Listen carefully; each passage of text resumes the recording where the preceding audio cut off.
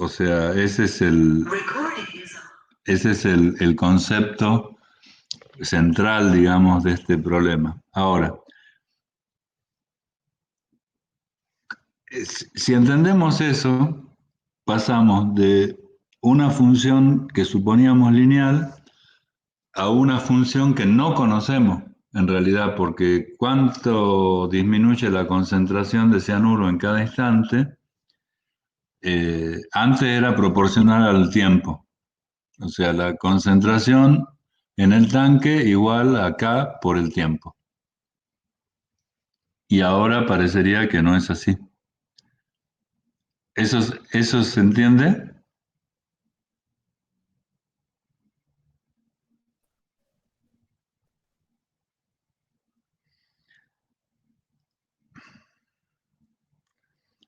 Entonces, cuando nosotros planteamos ese problema, o sea, cuando nosotros tenemos que analizar, en este caso, nosotros tenemos el problema es el que está ahí dibujado en la filmina. Metemos agua limpia, adentro del tanque está el agua con cianuro y el consultor se tiene que mandar el vaso de agua cuando tenga menos de una parte por millón de cianuro. Ese es el tema fundamental. La función desconocida sería la cantidad de cianuro que queda en el tanque. La cantidad en kilos podría ser, o sea, no interesa, o en gramos, pero nosotros sabiendo la cantidad de cianuro que hay en el tanque, sabemos la concentración si dividimos por 500 litros. La cantidad de cianuro que hay en el tanque no es proporcional al tiempo que transcurre. Claramente va a depender de la cantidad de cianuro que hay en un instante, la variación de cianuro que hay en el siguiente instante. Y eso hay que plantearlo en un modelo. La función desconocida sería la cantidad de cianuro en el tanque o la concentración, si quieren, del cianuro, que sería otra forma de expresar la cantidad de cianuro. Y el tiempo sería la única variable independiente, porque todos los demás datos ya los pusimos nosotros. No depende ni del caudal, porque es fijo, no depende de la pureza del agua que entra, porque es fija. O sea, nosotros hemos simplificado tanto el problema que se convierte en una eh, situación en donde una sola variable, que es el tiempo, define la cantidad de cianuro en el tanque. Las preguntas serían: ¿cómo varía la cantidad de cianuro en el tanque? ¿Entra cianuro a medida que pasa el tiempo? No. ¿Sale cianuro? Y sí. Y ese proceso hay que expresarlo a través de un modelo matemático. El delta, ahora yo les voy a mostrar como lo que sería traducir esas dos preguntas que nos hicimos: ¿entra cianuro, sale cianuro?, con un modelo matemático. En eso que está medio sombreado, tenemos lo que sería nuestro comienzo para llegar a una ecuación diferencial. A la izquierda del signo igual, o sea, el miembro que está a la izquierda, habla del delta de cianuro, que lo llamamos nosotros, ¿no es cierto? O sea, el cianuro en el tanque lo llamamos phi de t, función de t, en gramos. El delta de ese phi, o sea, cómo varía la cantidad de gramos de cianuro,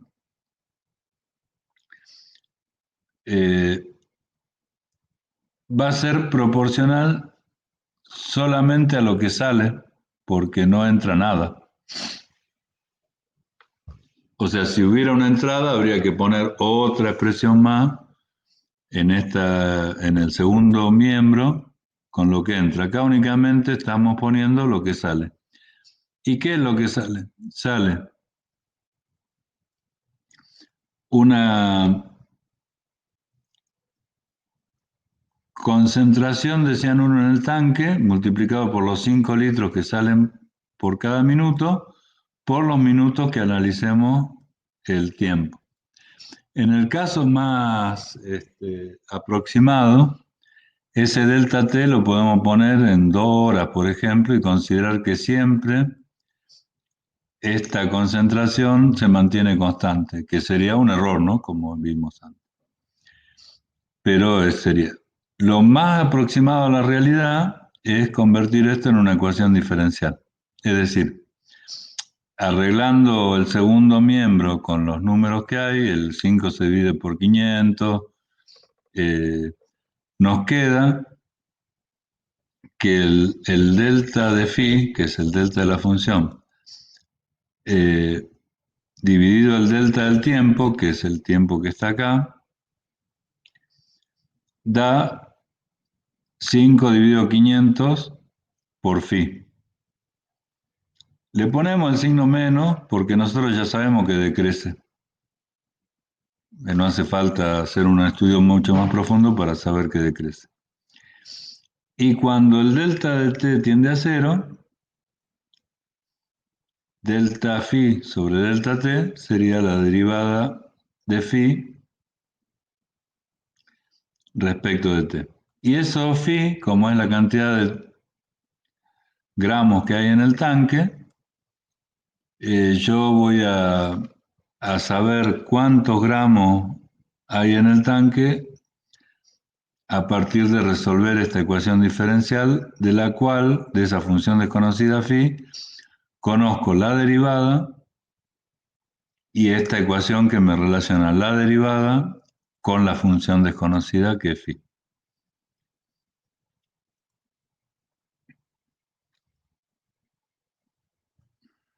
A ver, chicos, ahí hacemos una pausa. ¿Entendieron más o menos cómo llegamos a ese punto de formular la ecuación diferencial?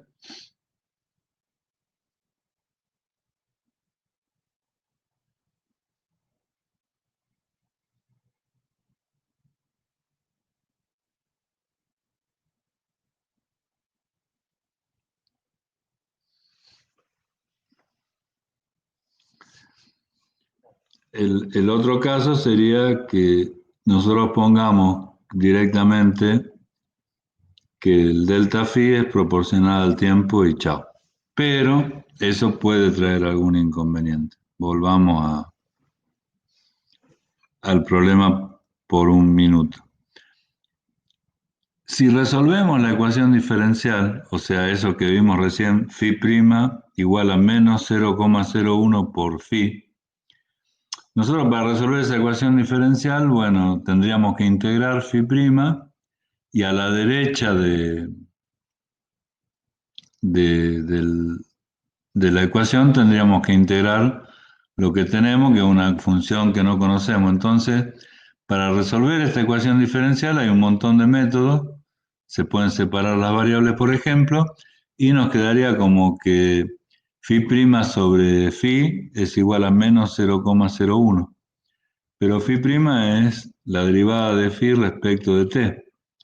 Entonces, la derivada de phi respecto de phi sería igual a menos 0,01 por el diferencial de t, y eso lo podemos integrar.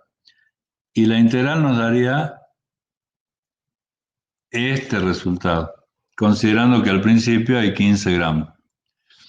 La fórmula que obtenemos al resolver la ecuación diferencial, cosa que todavía nosotros no sabemos resolver ecuaciones diferenciales en este curso, pero lo que yo estoy tratando de explicarles es que cuando resolvamos la ecuación diferencial nos va a quedar phi. A ver si aparece el gráfico, por favor. Un segundito.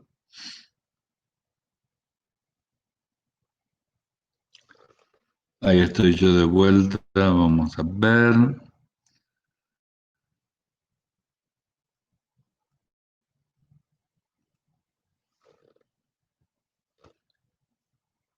fantástico, ahí está el gráfico. Ustedes a la derecha del eje vertical están viendo los gramos de cianuro que hay en el tanque. Al minuto cero había 15 gramos, que era la situación inicial. Como la función es exponencial y decreciente, va a tomar esa forma. Bueno, veamos qué pasaba con los 150 minutos de la propuesta lineal. Había entre 3 y 4 gramos de cianuro en 500 litros, digamos. Para que haya menos de una parte por millón, en 1000 litros tendría que haber 1 gramo como máximo. Y acá tenemos en 500 litros entre 3 y 4 gramos. Conclusión, ese tiempo no era suficiente para que la concentración del cianuro no sea letal. ¿Por qué? Simplemente porque se tomó una recta proporcional al tiempo que tenía un valor cero a los 100 minutos. Empezaba en 0,15 y terminaba en 100, 0. Una recta que acá se la puede imaginar, digamos, eh, como mucho más rápida que la ecuación diferencial. O sea, ahí yo estoy tratando de mostrarle con el cursor cómo sería la recta que hubiera sido proporcional. Y acá lo único que tendríamos que hacer si tenemos esta ecuación es ver cuándo llegamos a medio gramo, que sería la concentración de saludable o no letal, y medio gramo de cianuro lo vamos a tener aproximadamente a partir de los 300 hasta los 400 minutos. Es decir, en 6 horas podría ser un valor razonable para tomarse un vaso de agua. ¿En qué instante no va a haber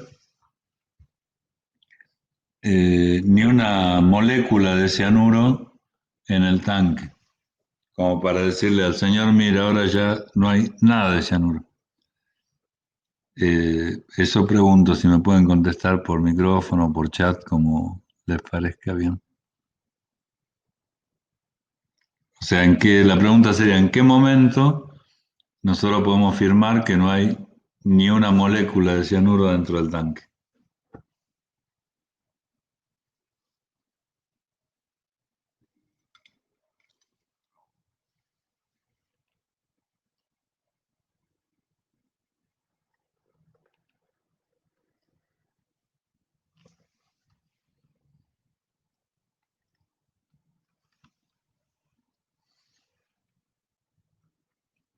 Chicos,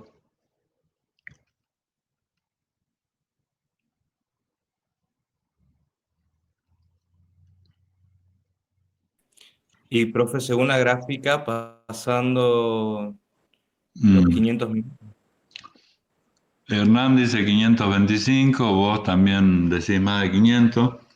La verdad, si nosotros tuviéramos la posibilidad de medir con suma precisión, al tratarse de una exponencial, el tiempo que en la fórmula de la función, o sea, acá arriba en la expresión matemática, ¿no es cierto? El tiempo necesario para que phi sea 0, 0, exactamente 0, sería infinito, por tratarse de una ecuación exponencial. Y esa es la realidad matemática, digamos, que no significa que la podamos medir con aparatos ni nada de eso.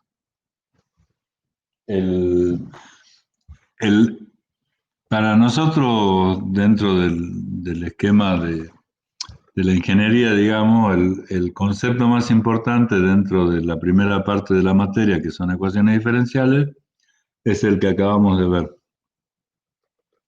Ustedes, como, digamos, ingenieros resolvedores de problemas, muchas veces no van a tener la ecuación de lo que está pasando delante de ustedes. Y muchas veces sí.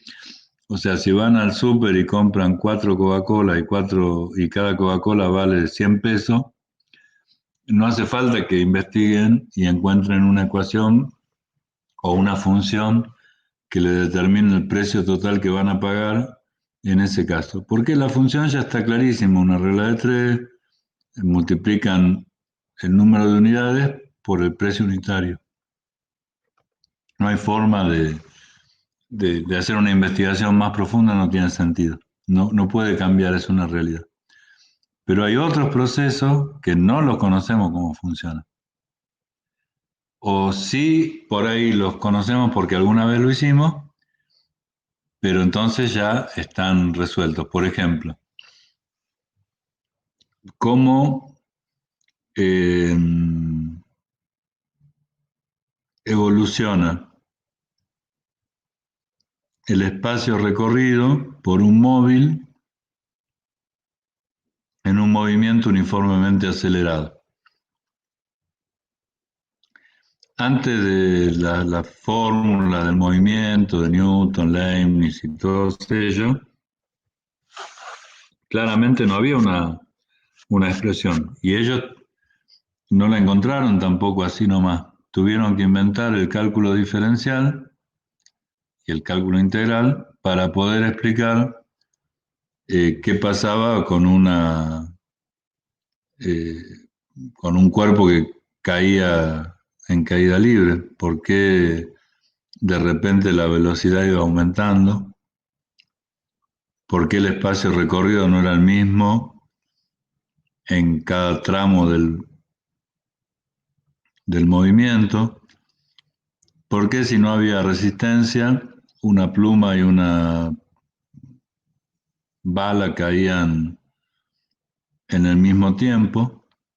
Entonces, todas esas cuestiones que antes no se conocían, bueno, ahora se conocen, ya tenemos la fórmula, está todo bien, pero cuando enfrentamos un problema del cual no hay antecedentes, la ecuación diferencial nos permite resolver. Ahora, una vez planteada la ecuación diferencial, nuestro propósito es encontrar la solución.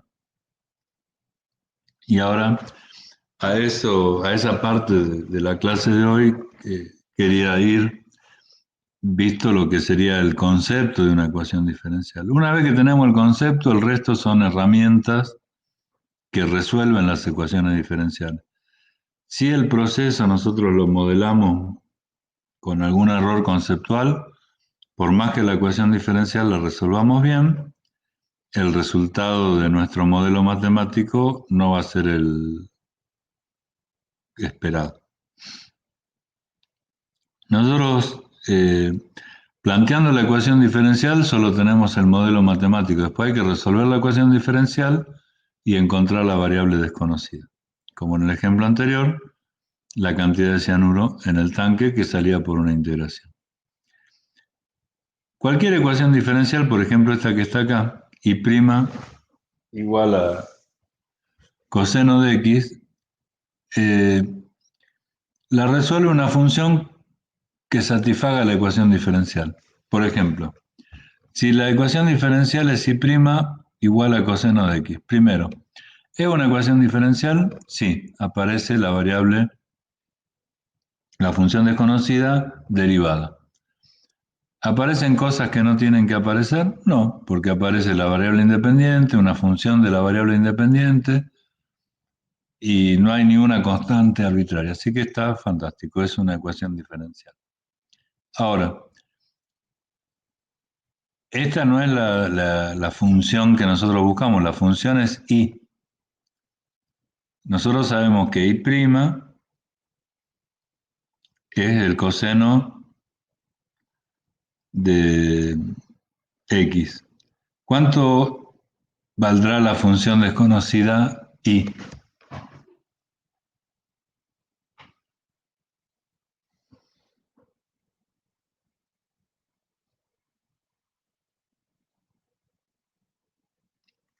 O sea, ¿qué se les... ¿Cómo plantearían el problema?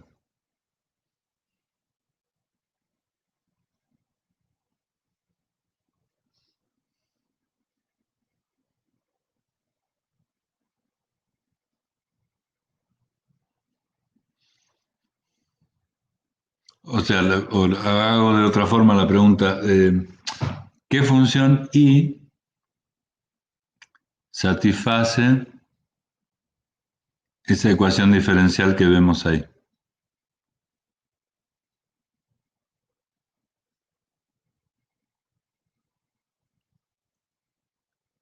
¿O cuánto es el valor de i?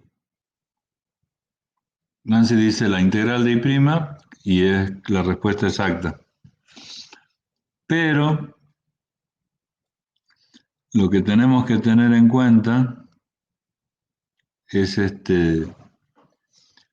que en realidad la integral de i' sería la integral del coseno de x. Entonces, eh, yendo a lo que dice Nancy, ¿cómo concretamos esa integral de i'? Bueno, i' en realidad es la derivada de i con respecto a x. Si nosotros la escribimos como la derivada de i sobre dx, la misma expresión que tenemos ahí, i' igual a coseno de x, se podría convertir en la derivada de i sobre la derivada de x igual a coseno de x.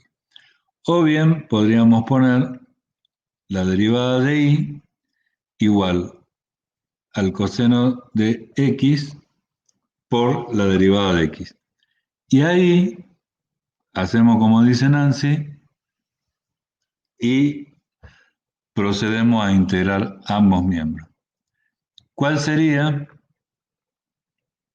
el resultado a la izquierda del signo igual? Bueno, la integral del diferencial de i es i. Y a la derecha, ¿qué nos quedaría? La integral del coseno de x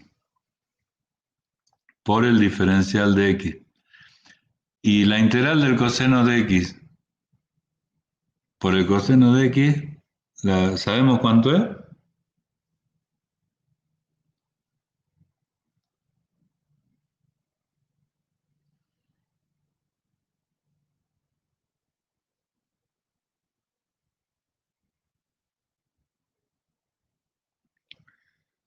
Bien.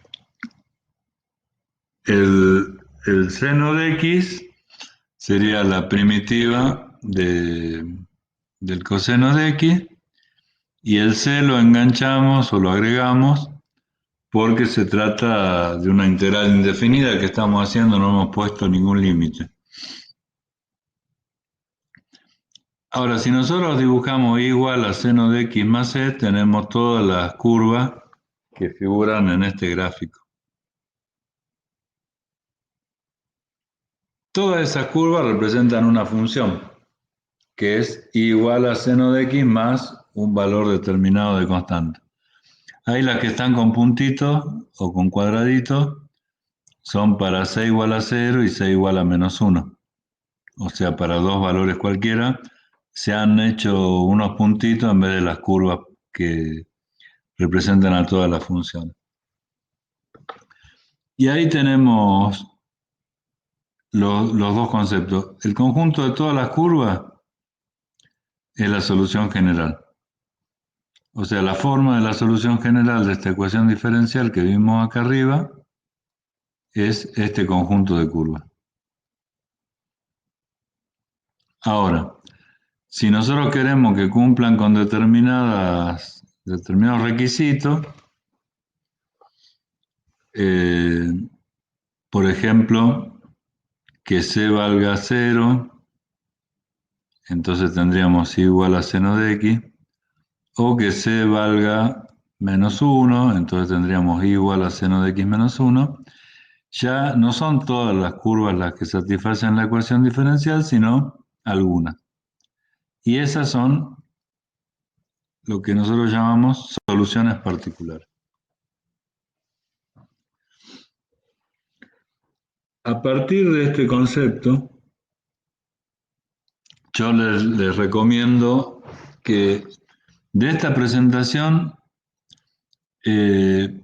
aprovechen cómo clasificamos ecuaciones diferenciales, que es la filmina siguiente, ahora ya la vamos a ver.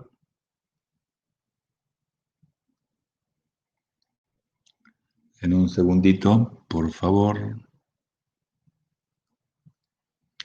Voy a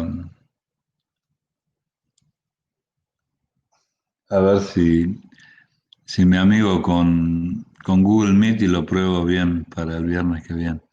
O sea, volviendo a lo que les estaba diciendo, esta clasificación de ecuaciones diferenciales es importante que la lean.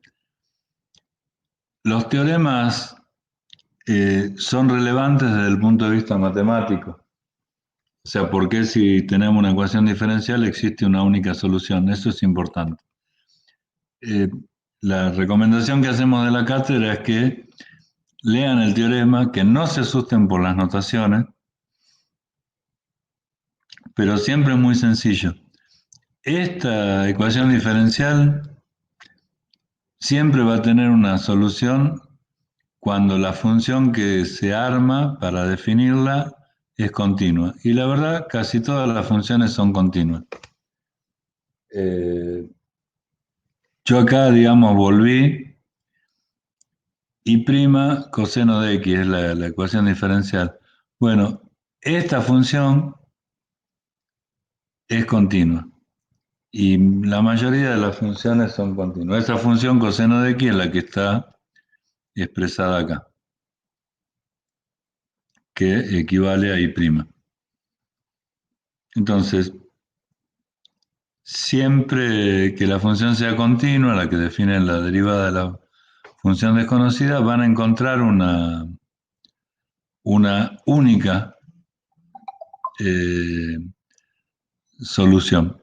Siempre van a encontrar por lo menos una. Y además, esa solución que encuentran es única. No hay dos soluciones. Cuando le ponemos un valor a la constante arbitraria.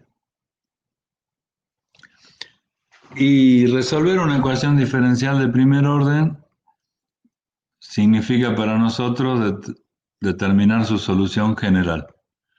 Siempre vamos a mostrar una integración dentro del paso que hacemos para resolver la ecuación diferencial. Siempre vamos a pasar por una integración. Acá en la presentación y en la cartilla hay varios ejemplos de cómo resolvemos la ecuación diferencial y una tabla que les indica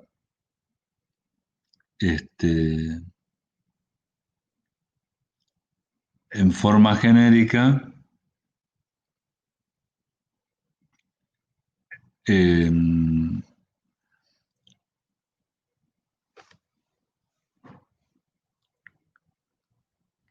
cómo relacionan la forma de la ecuación diferencial con las constantes o, digamos, constantes indefinidas que le van a aparecer en la solución general. O sea, si la ecuación diferencial incluye solamente a la derivada primera, va a ser necesario solamente una integral para llegar ahí, que es la función desconocida, y como consecuencia de esa integral solamente va a aparecer una constante arbitraria. Ahora, si en la ecuación diferencial tienen una derivada segunda, para llegar a la función desconocida el proceso va a ser de una doble integración, o sea, tienen que integrar primero y de otra vez volver a integrar. Y ahí, en la solución general, les va a dar como resultado dos constantes arbitrarias, porque hacen una integral que aparece una constante arbitraria. Cuando hacen la segunda integral para llegar a la función desconocida, ya aparece la segunda. Esta tabla también es buena como para tener. Y después nosotros tenemos en este capítulo, tres casos, digamos. Si las variables están separadas, la integral es inmediata. Cuando las variables se pueden separar, nosotros tenemos que hacer una pequeña actividad, digamos, antes de resolver la ecuación diferencial. Y esa actividad sería justamente resolver la ecuación diferencial. Vamos a tratar, yo voy a tratar de hacer lo posible, chicos, de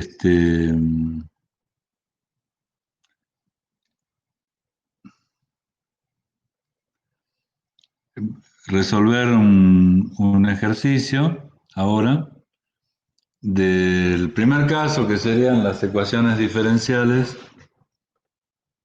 de variables separables. Vamos a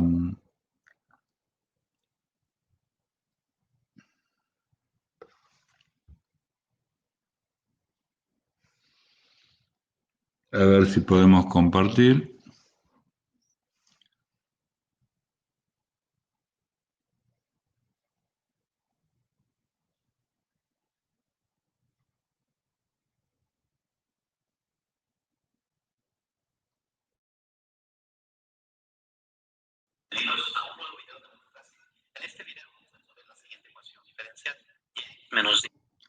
Bueno.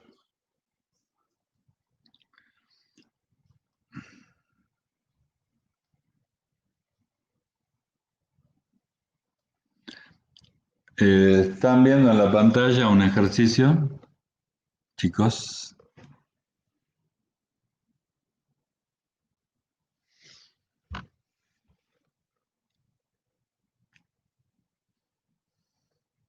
Bien, Nancy.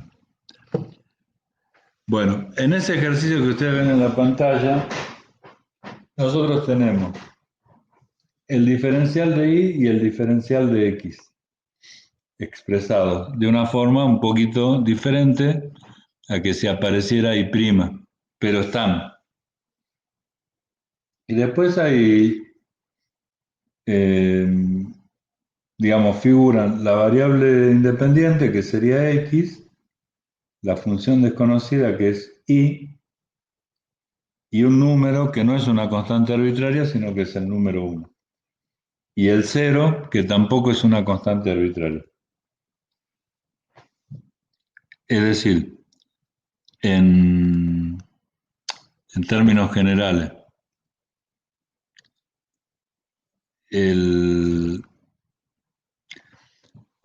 la ecuación que tenemos en la pantalla es una ecuación diferencial porque aparece la derivada de la función desconocida, que sería dy sobre dx, más allá de que no esté escrita explícitamente, la podemos acomodar a la ecuación para que aparezca dy sobre dx, ¿no es cierto? Y no aparecen constantes arbitrarias.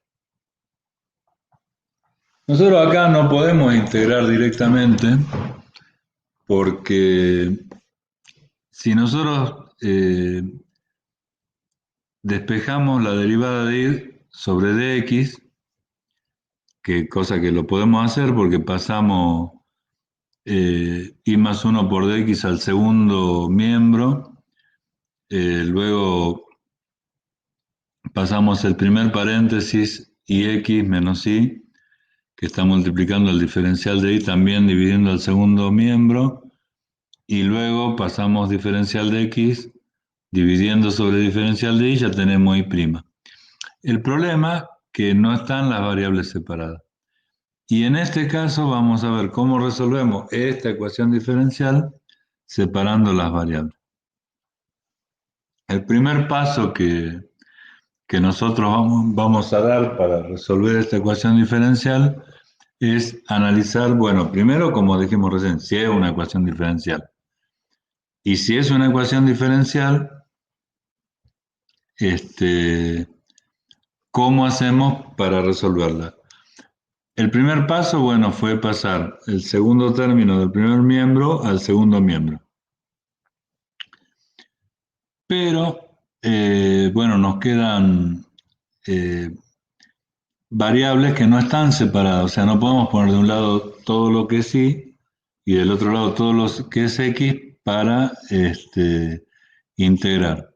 Entonces, el método de variables separables o de separación de variables consiste en trabajar algebraicamente sobre la ecuación diferencial para poner todas las variables y o función desconocida de un lado y todas las variables x o variable independiente del otro lado.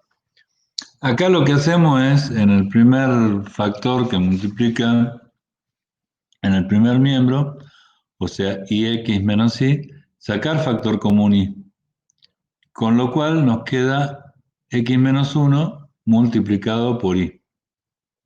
Ese es un primer paso que va en la búsqueda de separar las variables.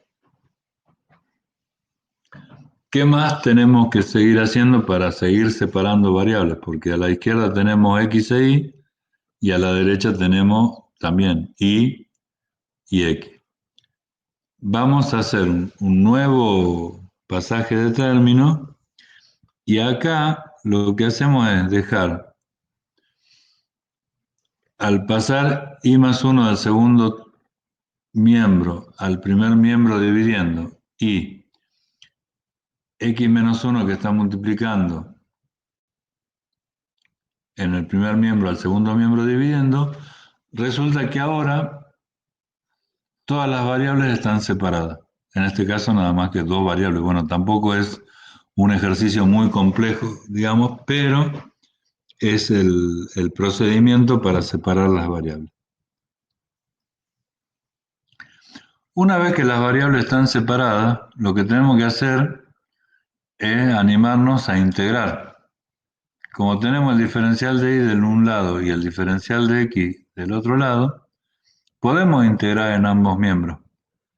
Una integral es con respecto a y la otra integral es con respecto a x. Pero sí podemos integrar. Recordemos que las dos integrales son indefinidas. O sea, no tenemos un límite de integración porque nadie nos explicó en qué rango varía x o en qué rango varía esto. Es una función general la que estamos buscando. ¿Cómo hacemos para integrar cada una? Bueno, ahí hay que buscar los métodos de integración que conocemos o que usamos habitualmente. O es la tabla, o como acá hace el profe, es la, digamos, la factorización de los elementos de cada expresión para mejorar y encontrar una integral inmediata. Acá el profe en la primera integral lo que hace es meterle un más 1 y menos 1 al numerador, porque especula con que después i más 1 sobre i más 1 al de abajo, separando en factor, separando en términos, lo va a lograr simplificar, que efectivamente es lo que hace inmediatamente después, para buscar una integral que esté en la tabla o que sea inmediata, más bien inmediata, digamos, porque en la tabla i sobre i más 1 por di la encontramos. Cuando factoriza, el i más 1 sobre i más 1 lo considera un término y el menos 1 sobre i más 1 lo considera otro término. Entonces, ahí lo que tenemos es en dos términos, en el primer miembro, la misma integral. Lo que pasa es que la ventaja de, digamos,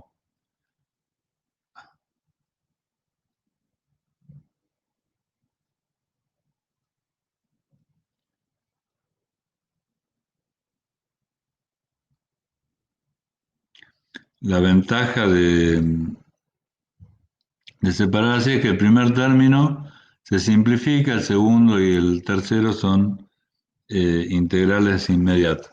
O sea que ni siquiera tenemos que ir a la tabla para resolverla. Ese sería el próximo paso que seguimos. Cuando procede, el primer término del primer miembro es la integral del diferencial de y. El segundo, bueno, la integral esa es y, ¿no? Por supuesto. El segundo es un logaritmo, o sea, es el diferencial de y sobre y más 1, o sea que la integral es el logaritmo de y más 1, con el signo menos que quedaba de antes. Y en el segundo miembro, la integral del diferencial de x sobre x menos 1 es el logaritmo de x menos 1. En este punto aparece una constante de integración que surge justamente de las integrales definidas. ¿Cuál es el criterio para poner esa constante? Bueno, ahí depende de nosotros. Podríamos haber puesto una constante en la primera integral del diferencial de y, en la segunda integral del diferencial de y sobre y más 1 y en la tercera integral. Y todas esas tres constantes que se suman o se restan, agruparla en una sola. Acá el profe cuando resuelve el problema, directamente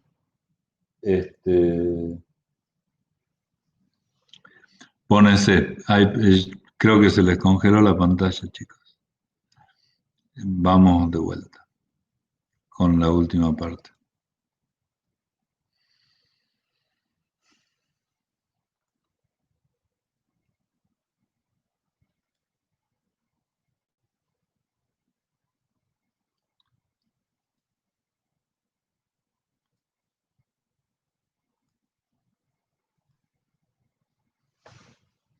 Ahora ahí están viendo, la actualicé un poco todo lo que hablé que ustedes imaginaron.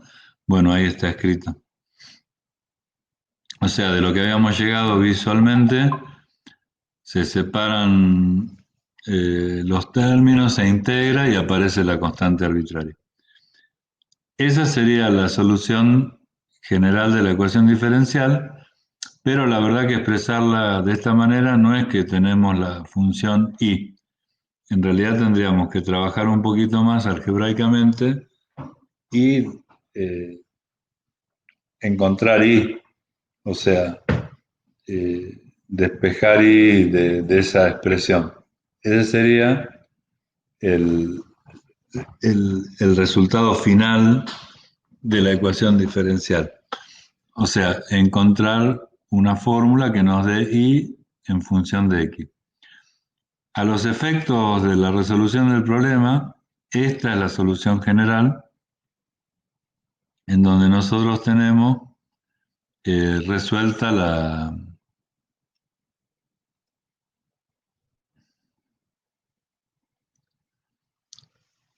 el problema que nos habían pedido. Ahora escucho si pudieron seguir a la resolución de ese problemita.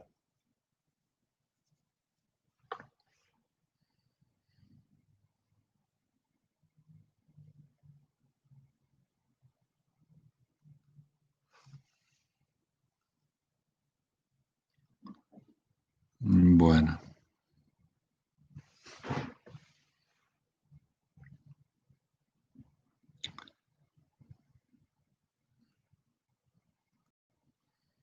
Bueno, gracias Nancy, Brenda, Juan, por contestar. Ese es un caso de ecuaciones diferenciales. Claramente estamos viendo de primer orden porque la derivada máxima o de mayor orden que aparece es la de orden 1, en el que nosotros resolvemos la ecuación diferencial separando las variables e integrando. Ese método es el método de separación de variables o variables separables. Y el segundo método importante que vamos a ver en este capítulo, y único, digamos, hay muchísimos métodos, pero el segundo que nosotros vamos a ver es el de las ecuaciones diferenciales lineales, que son este tipo de ecuación. Acá ya entramos en una cuestión que quisiera tomarme 2 minutos para explicársela. Cuando ustedes resuelven una ecuación algebraica, por ejemplo, 3x igual a 9, la pueden resolver directamente, o sea, despejan x, hacen 9 sobre 3 y x vale 3. Eso se da en muchos casos de ecuaciones algebraicas, pero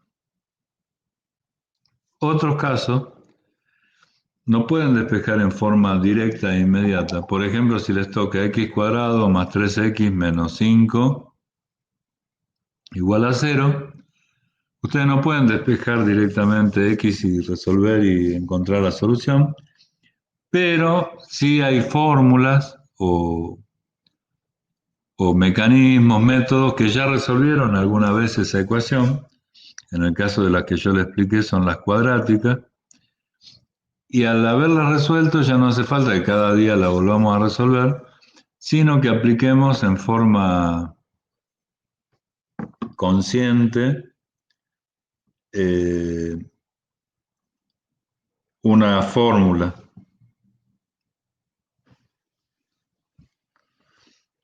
Eh, Esa fórmula es para cada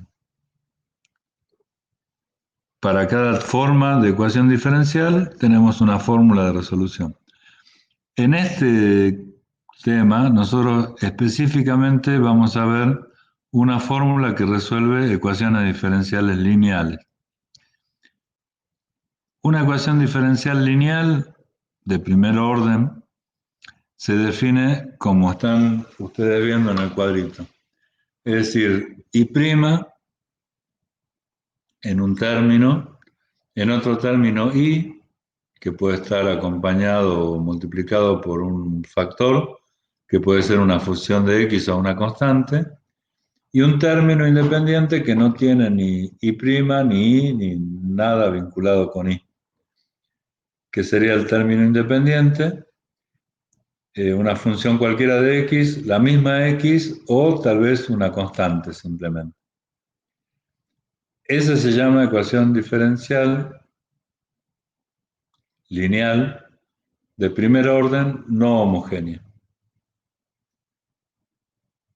Si q de x fuese 0, sería homogénea, que es la que vemos abajo.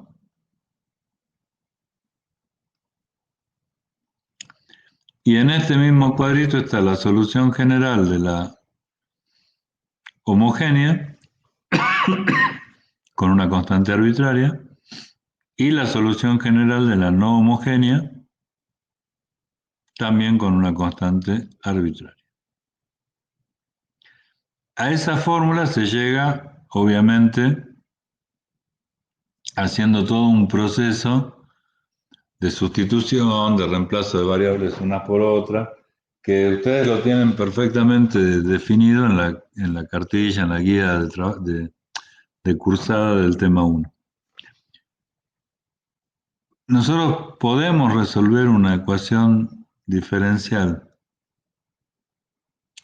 de primer orden no homogénea aplicando esta fórmula que tenemos acá, que no parece sencilla, pero en realidad, si ustedes se fijan, P de X es un dato de la ecuación y Q de X también. El resto son expresiones que surgen de la integración. Obviamente, en cuanto más se complique la forma de P de X o de Q de X, más difícil va a ser resolver la ecuación diferencial. Vamos a hacer un ejercicio eh, resolviendo una ecuación diferencial no homogénea. Ahora ya les comparto, por favor.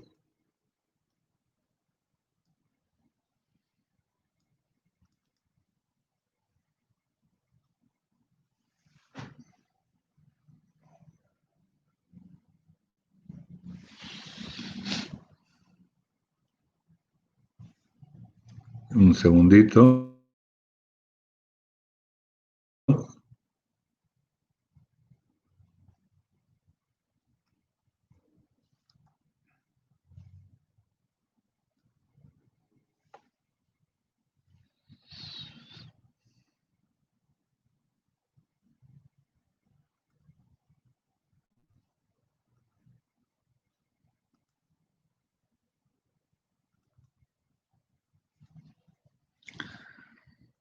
Bien.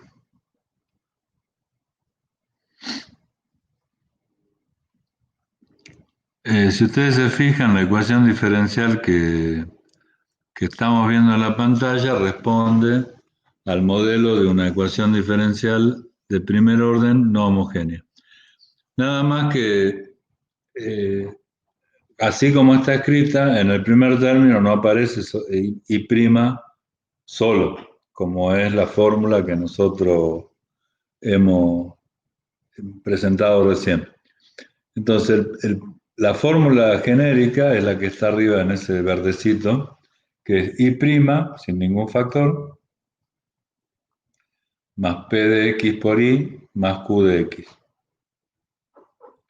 El primer paso que hay que dar para aplicar la fórmula es llevar a la ecuación dada, en este caso que tiene algunas cositas que no nos interesan para compararla con la fórmula original, a lo que sería la expresión más genuina de una ecuación diferencial lineal de primer orden no homogénea.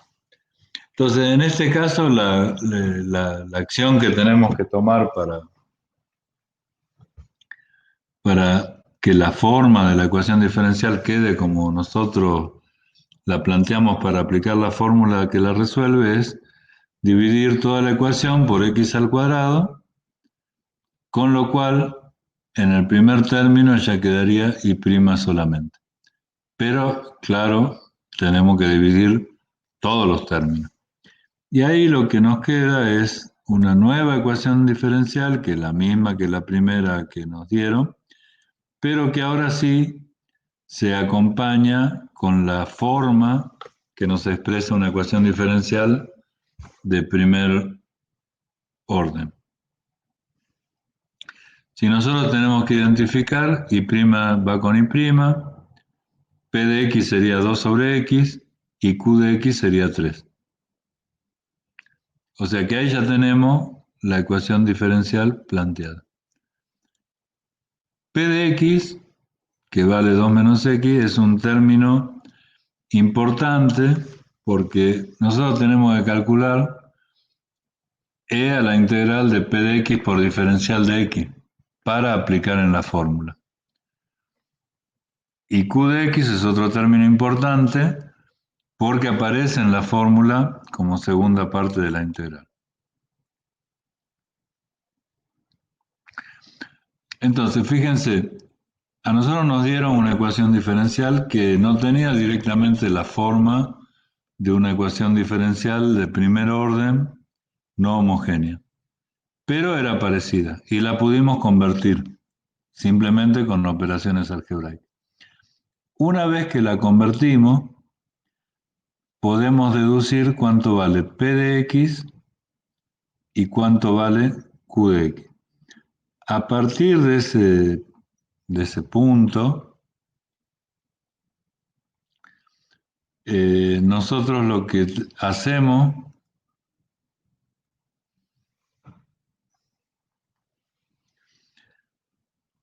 es aplicar la fórmula que resuelve la ecuación diferencial. Como sabemos cuánto vale P de X y Q de X, lo único que tenemos que hacer es poner en esta fórmula los valores. P de X vale tanto, Q de X vale tanto, y nos va a quedar una expresión que la podemos integrar.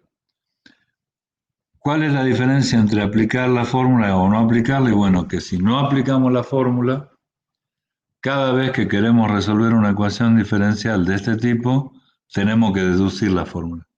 Y ustedes van a ver en la guía de cursada que la deducción de la fórmula no es sencilla.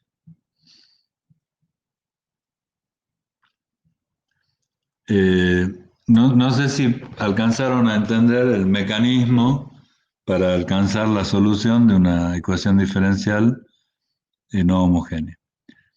Ahora son 9:57. Le hago una pregunta. ¿Disponen ustedes o la mayoría de ustedes, de 10 minutos más? Me gustaría concluir la clase. Bueno, les tomo 10 minutos, chicos, por favor. Muchas gracias, muchas gracias. Muchas gracias a todos. Así redondeamos esta clase. Uy, gracias, chicos, muy amables. Y nuevamente disculpa por lo que pasó en la mañana temprano. Vamos a ver que no se repita. Eh, Vistos eh, esos dos temas, digamos, en cuanto a formas de ecuaciones diferenciales, nosotros dentro de este tema vemos una aplicación, una única aplicación de las ecuaciones diferenciales de primer orden a la geometría. Las ecuaciones diferenciales, tanto la de primer orden como la de cualquier orden, tienen muchas aplicaciones en procesos desconocidos.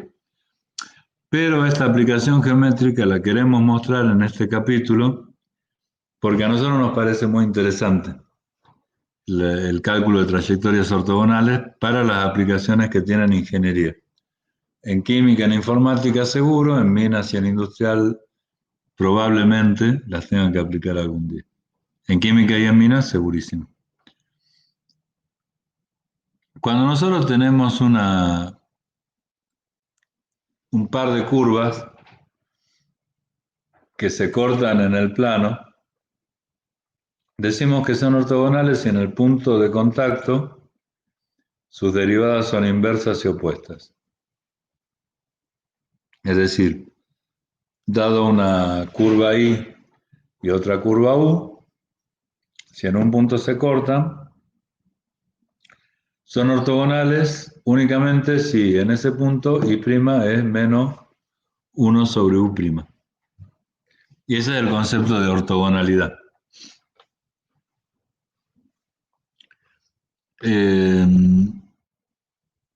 Cuando nosotros queremos encontrar curvas ortogonales, tenemos simplemente que reemplazar en la ecuación de la curva original la inversa de su derivada y nos da la ecuación de la ortogonal a esa, porque cumple el requisito de ortogonalidad.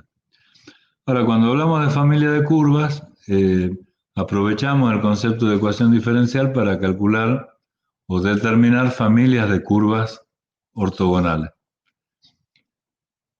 Y si yo, por ejemplo, tengo una familia de circunferencias, tenemos una familia de circunferencias, una familia de curvas ortogonal a esas circunferencias, pongámosle que las circunferencias tienen centro en el origen y radio variable. Entonces tenemos un montón de circunferencias concéntricas en el origen. Imaginamos cuál sería la familia de curvas ortogonal a esas circunferencias. Y podemos pensar en todas las rectas que pasan por el origen, que en cada punto en que cortan a todas las circunferencias, las pendientes son inversas y opuestas. Ese es el concepto de trayectoria ortogonal y de familia de trayectorias ortogonales.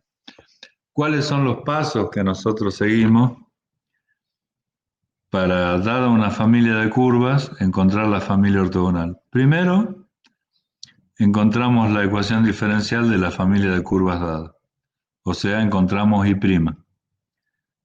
Luego, sacamos I' y ponemos menos 1 sobre U'. Y por último, resolvemos la ecuación para calcular U. Eso a nosotros nos daría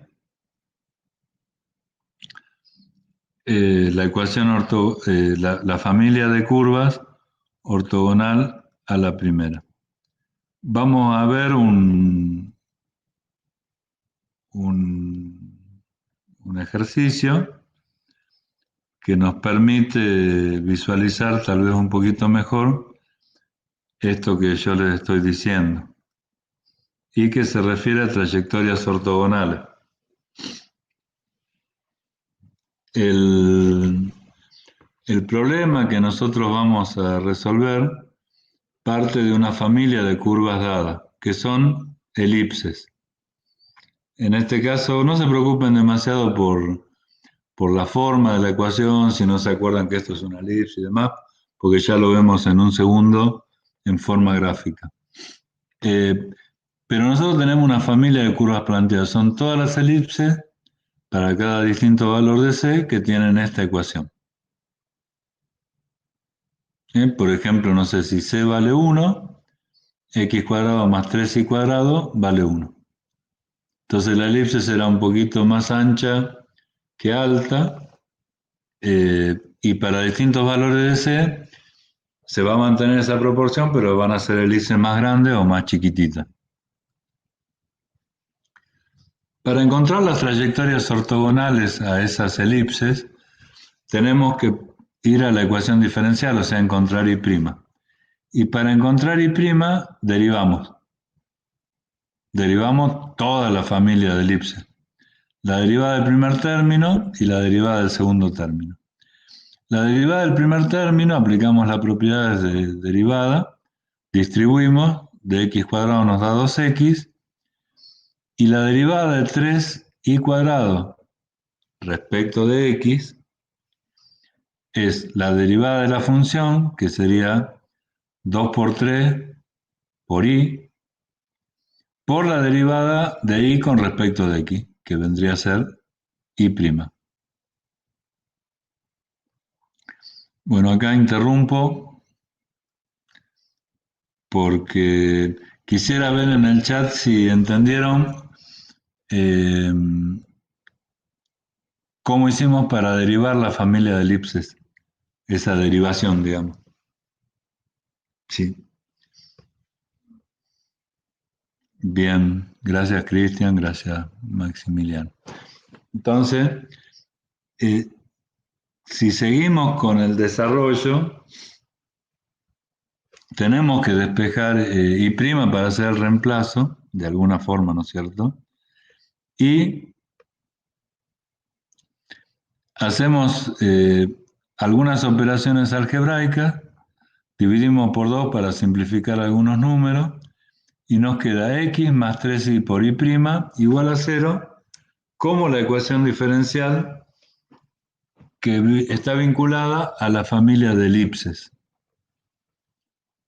Si nosotros miramos esa ecuación diferencial, porque ahora lo que nos toca es resolver esa ecuación diferencial, pero primero tenemos que aplicar la condición de ortogonalidad. Si nosotros miramos esa ecuación diferencial, y', la que está ahí, esa y' que tenemos en el gráfico, responde a la familia de elipses. O sea, y' está asociada con las elipses. Toda cosa que sea ortogonal a las elipses, en vez de y', la derivada de esa otra cosa o de esa otra ecuación tiene que ser menos 1 sobre y'. Esa es la clave de la ortogonalidad. Entonces, el próximo paso para determinar las trayectorias ortogonales sería hacer el cambio. Acá hay un tema que yo les quiero poner énfasis. Cuando el profesor acá dice pasamos de y' a menos 1 sobre y', se puede generar alguna pequeña confusión, porque no es lo mismo y' que menos 1 sobre y'. En nuestra guía diferenciamos y' de u', como que son dos funciones. La familia de curvas dadas se llama y las trayectorias ortogonales se llaman u. Eso no se hace en todos los textos, en algunos sí, en otros no. Acá el criterio es decir, bueno, pasamos de una y' a otra y'. En realidad son diferentes. Una es y' y la otra es menos 1 sobre y'. Cuando aplicamos esa transformación en la ecuación diferencial que obtuvimos recién, va a surgir un cambio en la ecuación diferencial, porque donde antes decía y', ahora dice menos 1 sobre y'. Y lo que nos queda es la ecuación diferencial de las trayectorias ortogonales, que, digamos, operada algebraicamente quedaría x por y' menos 3y. Ahí es una ecuación de variables separables. Empezamos a trabajar con la separación de las variables. A y' lo expresamos como dy sobre dx. Y bueno, vamos a poner todos los x de un lado y todos los y del otro lado. En un par de pasos lo hacemos. Hasta que nos quede las variables separadas. De hacerlo fácil o difícil, eso depende de nosotros. Acá el profe es complicadito, pero haciendo un pasaje de términos simple, llegamos a que la derivada de y sobre y menos 3, la derivada de x sobre x es igual a 0, cosa que podemos ahora separar claramente en dos términos para resolver esa ecuación diferencial. Ahora la tenemos que resolver y encontrar las trayectorias ortogonales. Esta es la ecuación diferencial que tenemos que resolver. Es una ecuación diferencial en donde las variables están separadas, integramos, bueno, el logaritmo de y, el logaritmo de x, la constante que surge de la integración, y esa es la ecuación diferencial que queda en la ecuación diferencial que queda para representar a las trayectorias ortogonales. La podemos escribir así, la podemos escribir de muchas formas. ¿Cuál es el sentido que tiene esa ecuación? O sea, y igual a k al cubo, donde k es una constante arbitraria, igual a k al cubo es una cúbica. Que ahora vamos a poder ver que esa familia de funciones que es ortogonal a las elipses, realmente es una familia de curvas que en cada punto corta las elipses ortogonalmente. Gráficamente, nosotros tenemos, bueno, por empezar, la elipse, que sería la familia de curvas dadas y que en función de el valor de c va a ser más chiquita o más grande. Si representamos en el mismo dibujo las trayectorias ortogonales, esta sería una de las curvas de las trayectorias ortogonales que calculamos. Lo que tenemos que notar, si podemos, ¿no es cierto?, es que en donde se corta la curva roja con la elipse azul, hay un punto de contacto entre las dos curvas y en ese punto las tangentes tienen pendientes que forman 90 grados. Cualquiera sea la constante que nosotros le pongamos a la curva se va a mover, pero lo que no va a cambiar es que la pendiente sea de 90 grados si consideramos las dos tangentes, en cualquier punto. Podemos poner más elipses, menos elipses, dar vuelta a las curvas, hacer las constantes iguales a 0, pero en todos los casos que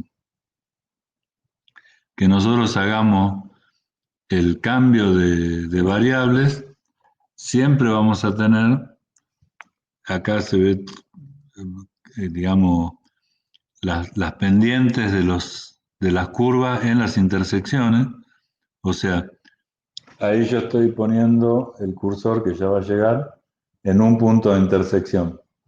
En ese punto de intersección está marcada con un color verdecito, por lo menos sale en esta pantalla, una tangente a la elipse y con un color azulcito, una tangente vinculada a la trayectoria ortogonal y forman los 90 grados, porque provienen de ecuaciones diferenciales cuyas psi' son inversas y opuestas.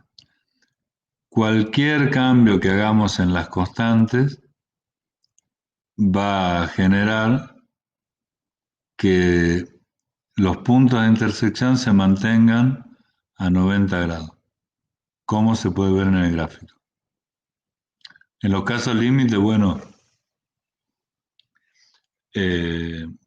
tenemos cuando la cúbica ya es infinito o cero, tenemos los puntos de los ejes de las elipses.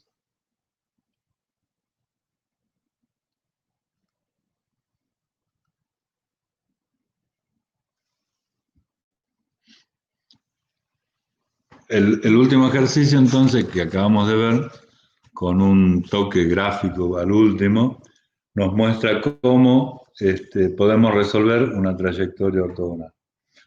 Esto es el resumen del tema 1, un resumen tipo modo redictado, digamos así, modo redictado, pero que abre el juego para que ustedes repasen o preparen este tema. Escucho las dudas, las observaciones sobre los temas de la clase de hoy y sobre cómo estuvieron con la transmisión, que quiero seguir mejorando, digamos, en ese aspecto. Además de agradecerle que se hayan quedado hasta tal hora de la mañana, ya son 10:15. Así que, si quieren, primero, ningún problema hasta ahora. Bueno, gracias, Maximiliano. Dudas, sobre todo los chicos que aparecen y que los invité a cursar que no pudieron participar del primer momento. No sé si entre los chicos que están ahora además de Mamani y Roberto, no estoy viendo chicos que se incorporaron ahora, pero tal vez sí haya. Gracias, Brenda, muy amable. ¿Hay alguno de ustedes está haciendo por primera vez este tema, además de Roberto? Acá los tengo. Nancy, Juan Franco.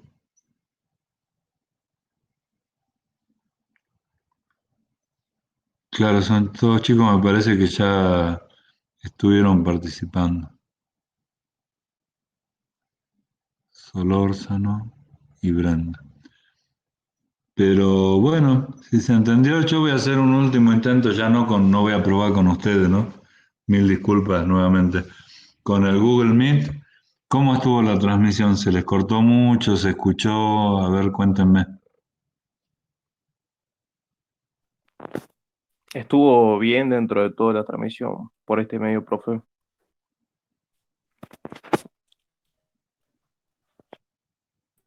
Sí, la verdad que sí estuvo bien. Por ahí únicamente se Perdón, cortaba perdón. la imagen de lo que usted estaba mostrando. ¿Cómo? O sea, por ahí el problema que había Sí, es que usted estaba dando una explicación y se cortaba la imagen de la diapositiva y bien. después volvía, pero sacando eso bien. A mí me queda como tarea repasar lo de las trayectorias ortogonales porque, bueno, ya voy a volver a ver la clase, pero sacando eso bien. Bueno, qué suerte porque vos estás viendo después de un tiempo de cursada. De todas formas, a ver, yo les quiero aclarar lo siguiente, chicos. La presentación en diapositiva y la clase no alcanza como para preparar el parcial.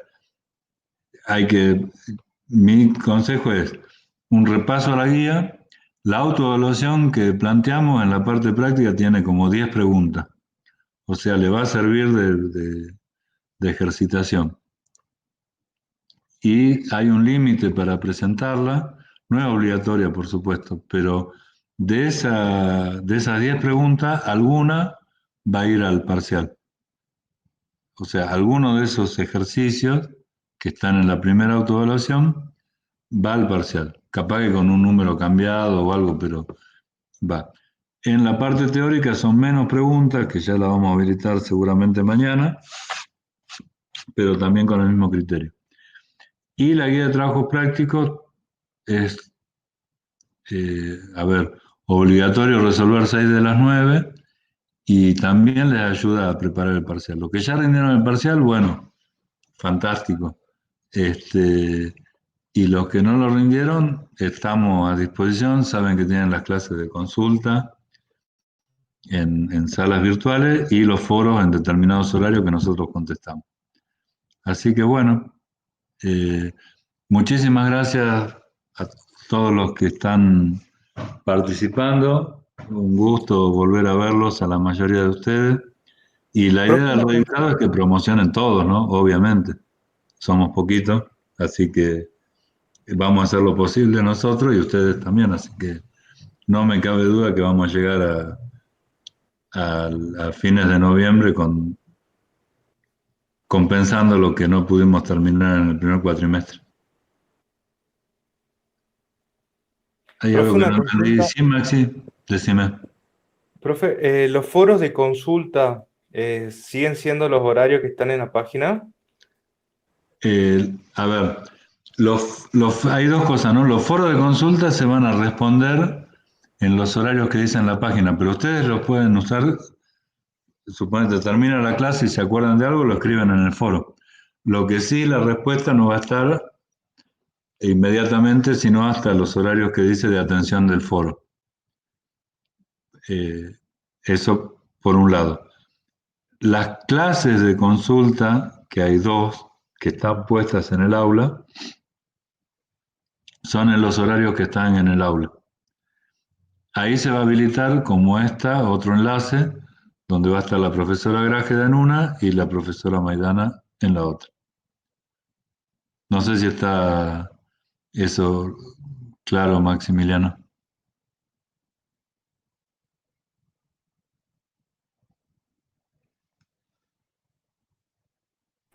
Yo había preguntado, profe, y sí, está claro. Ah, perdón, Gracias. perdón.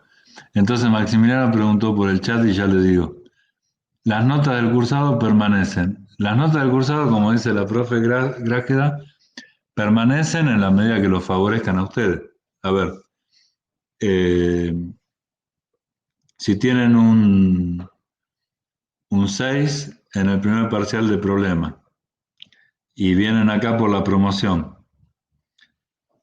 y se sacan un 4 y se sacan un 4 en el recuperatorio, el 6 le queda, digamos, no lo pierden. Por lo menos van a regularizar si lo que tenían pendiente era el segundo parcial. O sea, pueden rendir siempre para subir la nota. La nota más alta, ya sea del primer cuatrimestre o del segundo, es la que se considera. Así que pueden arriesgarse, trabajan con red, digamos, en este circo de análisis 2. No, bueno, pero a ver, Maximiliano, para nosotros me parece que es lo que corresponde. Este redictado para nosotros no es dictar de vuelta la materia, sino que es compensar algunas cosas que no pudimos resolver en el primer cuatrimestre. Lo que ya se resolvió no se lo vamos a volver a hacer resolver, digamos. Siempre está la posibilidad de mejorar la nota, inclusive los que ya tienen en el primer parcial un 8 y el segundo parcial les fue mal, si el primer parcial los quiere rendir apuntando a un 10 para mejorar el promedio, lo pueden hacer.